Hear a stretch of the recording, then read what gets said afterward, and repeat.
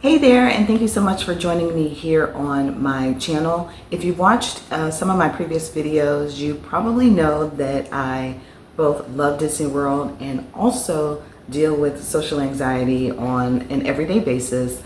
And so that's what this channel is all about.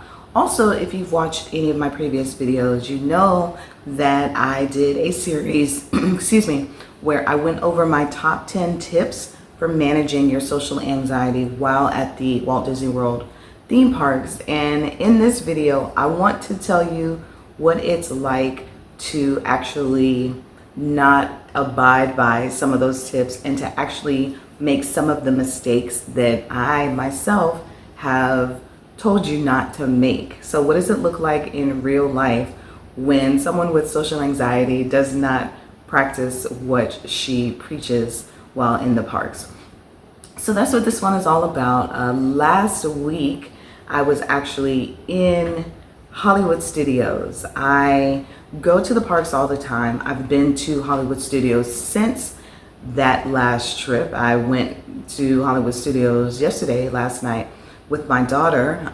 Say hi to Basha, I see her back there.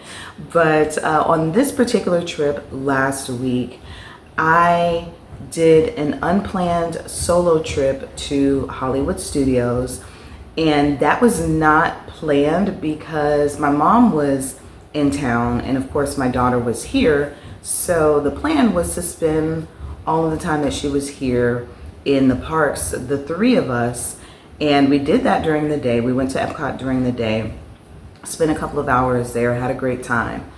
But when we got back home, because I live about 10 minutes away from the parks, when we got back home, everybody was tired and no one wanted to go back to the parks except for me. So I decided to take a solo rendezvous or solo trip out to Hollywood Studios for a couple of different reasons. I kind of wanted to see Fantasmic. I don't see Fantasmic that often, but I actually really like the show. I also wanted to buy one of the Star Wars popcorn buckets, the Death Star popcorn bucket, which I did end up purchasing last night, not during that trip last week. But I did have some things that I wanted to accomplish, so I said, you know what, even though they're tired and even though they don't want to come to the parks with me, let me go ahead and go out to the parks. Well, the first mistake that I made was, actually this wasn't a mistake, but I did go out to the parks. I probably left here at about 5:45 p.m. maybe, got to the park at about 6. And the first mistake that I made was dining during peak dining times. So when I went to the parks, I was quite hungry. I did not eat anything at home. I don't know why. But my plan was to go head on over to my go-to spot, which was ABC Commissary, in order to get my go-to meal, which is the kids. There's some salad that they have that it's like a chicken salad. I get the kids version because it's, you know, like less than $8 before tax. Anyway, so my plan was to grab something to eat before I went around the park and enjoyed the park. In my mind though, it did not compute that it was 6 o'clock, which again is that peak dining time. I typically try to eat at about, if I'm in the parks in the evenings, at about 5 or after 7, because 6 o'clock is when most people are having their meals. But I was so hungry that it did not even register that I probably should hold off. Now, I did mobile order, which is something that I definitely recommend that you do, especially if you struggle with, and I said I'm not going to use that word struggle anymore, but if you deal with social anxiety the way that I do. So when I got to ABC Commissary, my meal was ready and I just walked up to the mobile order window to pick that up.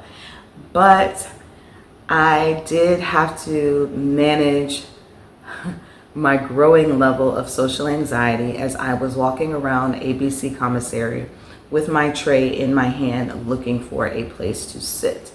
And that is one of the things, again, if you watched that previous video, that I talk about. Like, it really, for those of us with social anxiety, walking around feeling self-conscious, trying to find a place to sit in a crowded restaurant or a crowded like cafeteria style restaurant, which ABC Commissary is a quick service restaurant. That's one of the things that can really elevate those levels of social anxiety. It really triggers it for me personally, and I have those physiological responses as I'm walking around with my tray. And that was my experience during this trip.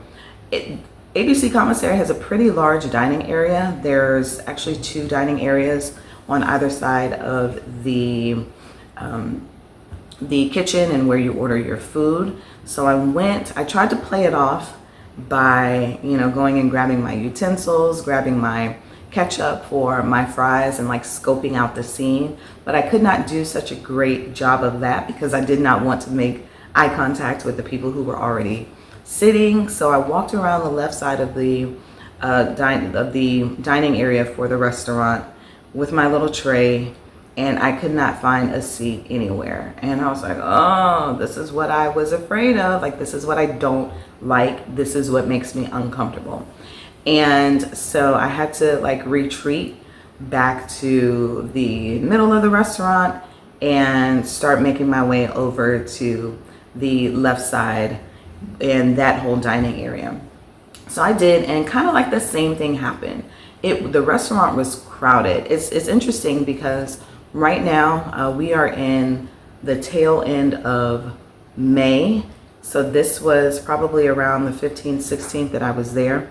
And the parks are not super crowded right now. However, when you go to dine, particularly at the quick service restaurants, at those peak dining times, everyone is gonna just pretty much congregate there.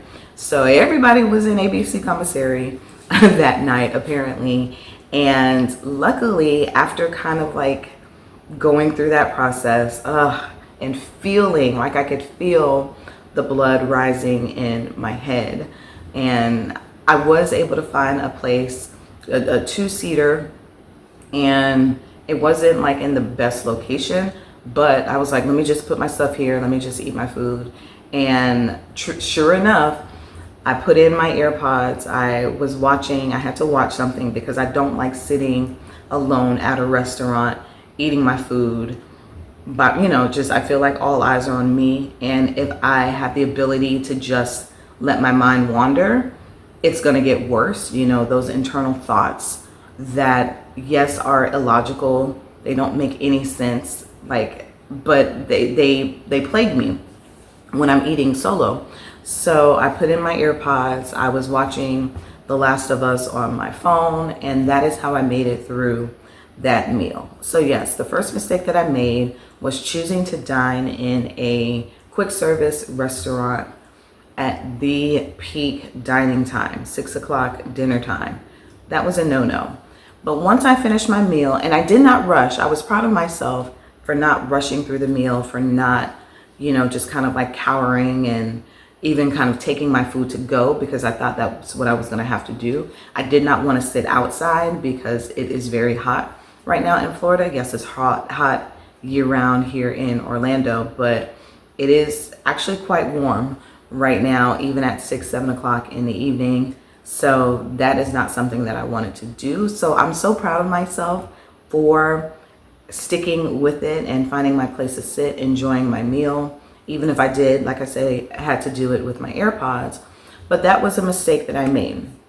And so after that, I went and I had a great time at the park, actually. Being a solo traveler does have its benefits when you are at the parks, particularly in the evenings. I was able to do Rise of the Resistance. I did Solo Rider. That's one of my favorite rides. Definitely my favorite ride at Hollywood Studios, but one of my favorite rides around the entire resort. The wait time for that standby was only 20 minutes, I saw as I left, but it took me 14 minutes to get onto Rise of the Resistance as a single rider. So that was great. I did Smuggler's Run, which I pretty much never do because that's not one of my favorite rides in the parks. But I walked on to Smuggler's Run, and I actually got to be the pilot, which was the first time ever that I was able to get that role because nobody was in line. Our ride vehicle, only had 4 people in it, and we were all single riders. So that's never happened. I was a pilot. I did a horrible job. I do not want to be pilot again. I actually got the opportunity yesterday to be a pilot because my daughter and I went to Hollywood Studios together. I gave up that opportunity, gave it to somebody else because that was not what I wanted to do. But anyway, I did Smuggler's Run, walk on, got to be a pilot, did Star Tours. There was only one other person in my row. I was the rebel spy for the first time ever. So again, yes, that caused a little bit of anxiety because I don't want to be the rebel spy. I'm always like, don't let it be me, don't let it be me. Today it was me, or on that instance it was me. But again, going to the parks in the evenings does have its benefits for those of us who are traveling solo, for those of us who are managing our social anxiety, just because the crowds at certain parts of the evening tend to go down. Like I said, a lot of people are eating their dinner at around 6 o'clock, so that's a great time to ride some of those rides. People are getting ready for the shows. Fantasmic is the nighttime show at Hollywood Studios. And even during times like right now where the crowds are not massive, Fantasmic is a show that will fill to capacity. It actually did last night. There was not one seat in Fantasmic, either in the bleachers section down below, like that main section, or the bleachers that they have set up top. You could not get a seat there. So people stake their claim in the Fantasmic amphitheater pretty early on. So again, if people are waiting in line for shows, the nighttime shows, parades, if you're in some of the other parks, then that's a great time to take advantage of those lower crowd levels on the actual attractions. But anyway, I had a great time, I did Runaway I could never say that right. Runaway Railway. That actually had the longest wait time. But I was able to knock out quite a few attractions going in the evening at Hollywood Studios and in such a short amount of time. The mistake that I made, though, mistake number 2, was that I just kind of made it to where I ended up leaving the park at park close. And again, if you've seen one of my other videos, that's one of the things that I talk about to wait it out. Definitely make sure that you go back and take a look at that if you have not seen that video, because I go in detail about why you don't want to leave the park right as it closes. And Hollywood Studios typically closes at 9 p.m. And that is when I walked off of Runaway Railway. But even though that was a mistake that I made, you've got that mass exodus of people leaving the parks at the same time, it actually worked out because of the way that Hollywood Studios structures schedules their nighttime shows. Hollywood Studios is different from, say, Magic Kingdom in that even if the park closes at 9 p.m., which is the typical closing time throughout most of the year, Fantasmic starts at 9 p.m. So yes, if you're if you're not viewing Fantasmic, you will need to start making your exit to the park at 9 p.m. You won't be able to ride any other rides. A ton of people are going to be at that Fantasmic show. So if you're exiting the park at 9 p.m., you're not having to deal with those Fantasmic crowds.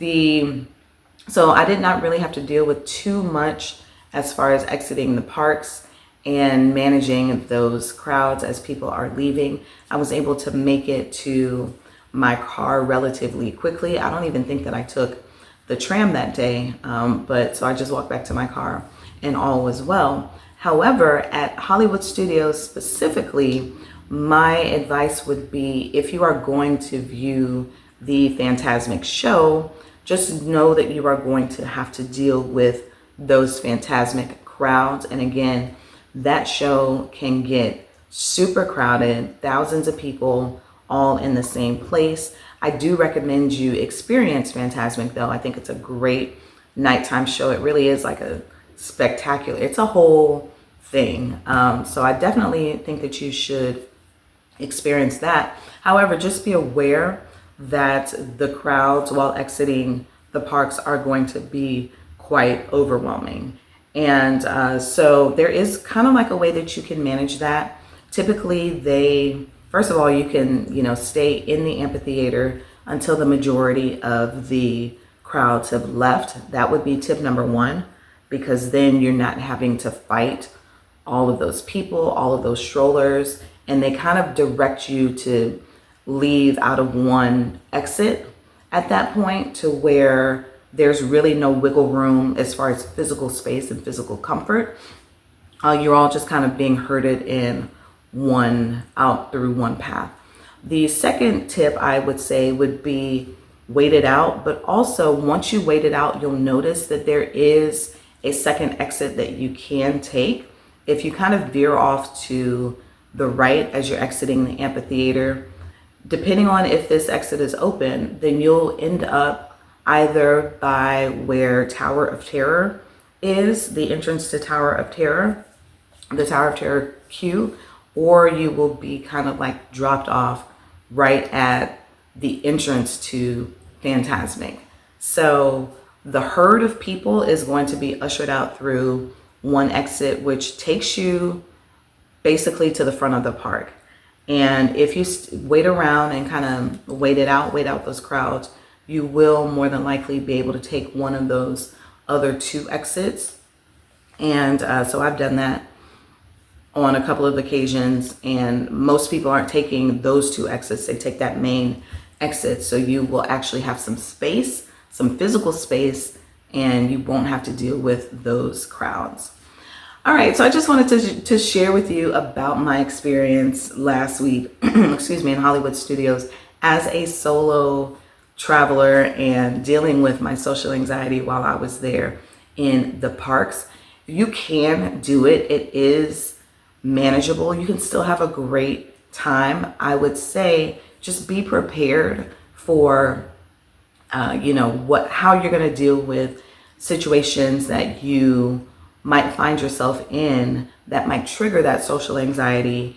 And if you have not, go back and watch those videos that I have of my top 10 tips, because that is where, based on my experiences in the parks every week, I give you information from my perspective as to how to manage those things that I too have to manage while I'm in the parks. So thank you so much for watching, and I will see you in the next video. Bye.